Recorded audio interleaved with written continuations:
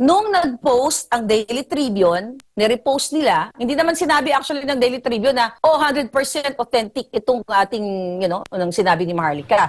Kumbaga, ineko lang nila. So, napag-alaman ko yan na tinawagan ng Presidential Communication Strategist nila na si Chavez, na tinawagan ng Daily Tribune para i-take down yung kanilang reposting tungkol sa pulburon. Ngayon, mga kababayan, anong ibig sabihin yan? Ibig sabihin, takot ang mga mainstream media o itong mga dyaryo, mga pahayagan, mga, yung mga broadcasting company, takot sila. At the fact na they have also power. Yung kanilang platform. Meron din silang pera. Hindi naman sila basta-basta lang na nag-iisang vlogger lang na wala silang capacity to fight laban dito sa mga kasinungalingan ng nasa gobyerno. Bakit hindi sila manindigan? Ang sagot dyan is dalawa lang. Duwag sila o tinatakot sila or pinoprotektahan nila ang kanilang negosyo.